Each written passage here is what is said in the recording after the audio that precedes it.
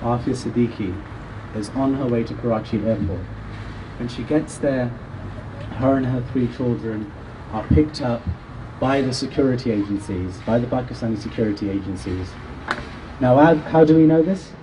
We know this because immediately thereafter, there were articles in the Pakistani press and the American press claiming that she was being interrogated by the FBI. All of these articles were redacted almost immediately after their release. Her mother, Aafia's mother, 2 days after her kidnapping, she's picked up, sorry, not she's picked up, she's paid a visit by a man who says, if you raise any issue about your daughter's disappearance, you will never see your grandchildren again. This is a reality. I've confirmed this with the family myself. I asked the mother myself, is this what happened? She goes, yes. 2 days after my daughter's disappearance, a man came to us and said, do not speak, do not say anything about this case, otherwise you will never see your grandchildren again. Now some of you might be thinking, well, that seems a bit far-fetched, but I've dealt now with dozens of cases, almost up to 100 cases just in Pakistan, where the first thing that happens when the person goes missing is that the family are paid a visit and the family are told, do not speak about this disappearance, because if you do, we will detain the rest of your family, or you will never see your loved one again. This is common practice in Pakistan. Don't take my word for it, ask any NGO that's in Pakistan, ask the lawyers who are working on these cases out there. This is common practice within the security agencies. So at that stage, Aafia is detained, and that's it. After that, we don't know anything about her. We don't know anything about her whatsoever. We get these little bits and pieces here and there. This is now until 2008, when one day, we're told that she is in Afghan custody. SubhanAllah, I remember where I was.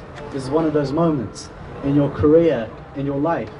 I was at my in-laws' home in Cardiff, and I remember getting a message from Sister Mariam actually, and she messaged me saying that they found Aafia.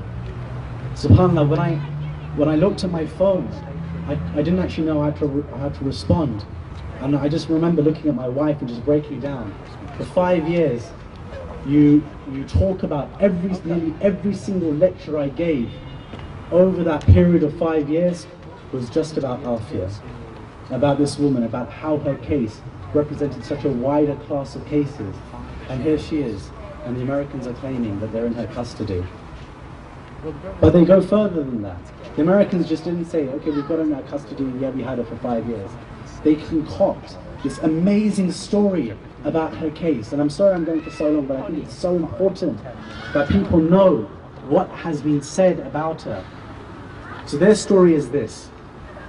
They claim that Aafia and her eldest son, okay, they claim that Aafia was running around doing her whole thing for 5 years, that she disappeared of her own accord, that she wasn't in their custody. That's their claim.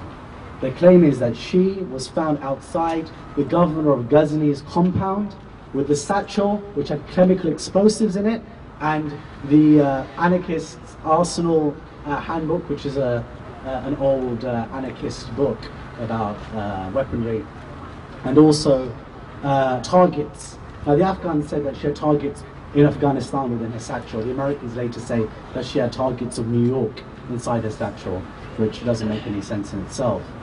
So apparently she's detained by the Afghan forces. This is on the 17th of July 2008. On the 18th of July 2008, according to the American story of events, some US agents go